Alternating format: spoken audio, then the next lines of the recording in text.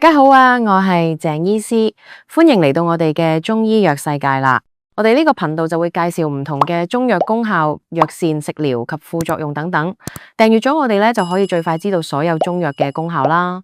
另外講解中藥之前，賣少少廣告啊。咁如果喺香港準備想裝修又唔想爛尾或者中伏咧，可以揾 Easy House 噶。佢哋過往完成超過4000個裝修，可以去佢哋網站睇睇，案例拍晒片、拍晒 VR。我屋企咧都係經佢哋完成噶，資料欄放咗佢哋嘅連結。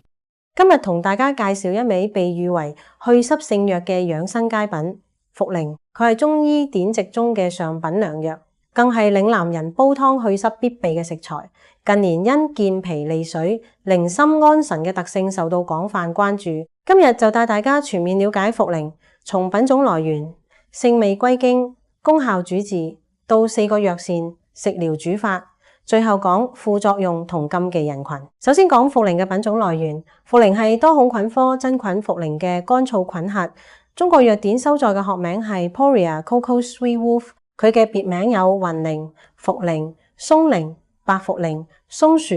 茯苓並非普通植物，而係一種寄生真菌，生長喺松樹根部，靠吸取蟲根養分而形成菌核，呈類球形、橢圓形或不規則團塊，外皮棕褐色至黑褐色，粗糙有皺紋，內部白色或淡紅色，質堅實，嚼之黏牙。茯苓嘅生長環境比較特殊，寄生於松屬植物根部，主產區集中喺雲南、安徽、湖北、河南等地，其中雲南出產嘅茯苓品質最優，故又稱雲苓。個大質堅，色白細膩，藥效顯著。入藥嘅茯苓通常喺7至9月採挖，挖出後除去泥沙，堆至發汗後攤開晾至表面乾燥，反覆數次至出現皺紋，陰乾後再切片或切塊備用。依據部位不同，又可分為白茯苓、赤茯苓、茯神等，功效各有側重。茯苓嘅藥用歷史極為悠久，最早記載見於《神農本草經》，被列為上品，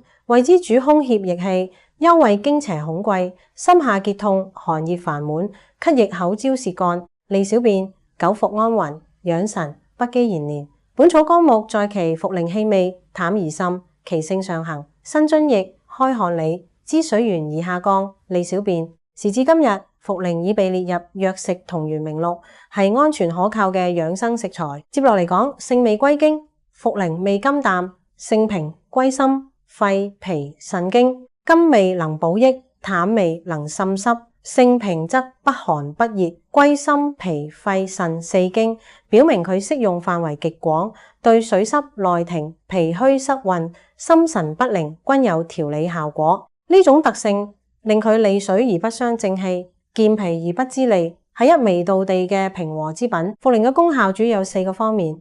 第一，利水滲濕，消腫退腫，佢能促進水液代謝，對水濕內停導致嘅水腫、小便不利、痰飲圓暈有顯著效果。常與豬苓、澤瀉配伍。第二，健脾益胃，和中止瀉，能增強脾胃運化功能，對脾虛濕盛所致嘅食小便溏、腹脹泄瀉尤為適宜。常與白術、黨參同用，如經典方劑4君子湯。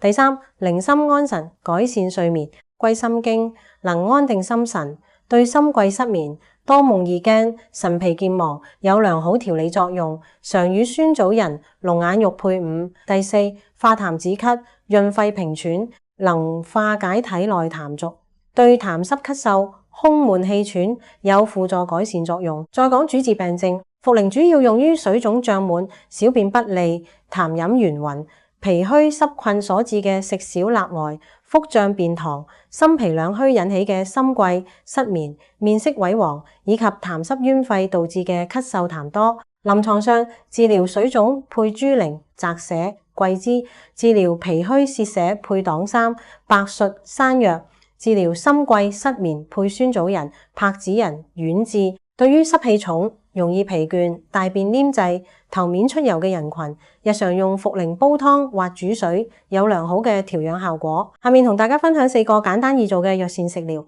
第一個，四神湯，材料有茯苓15克、山藥15克、蓮子15克、芡實15克、瘦肉200克、生薑2片。做法係將所有材料洗淨，瘦肉切塊飛水，全部放入砂鍋，加適量清水，大火煮開後轉小火煲1個半鐘，加鹽調味即可。呢個湯健脾去濕、益氣養胃、性味平和，全家都適合飲用，係最經典嘅茯苓食療方。第二個，陳皮、茯苓、生薑茶。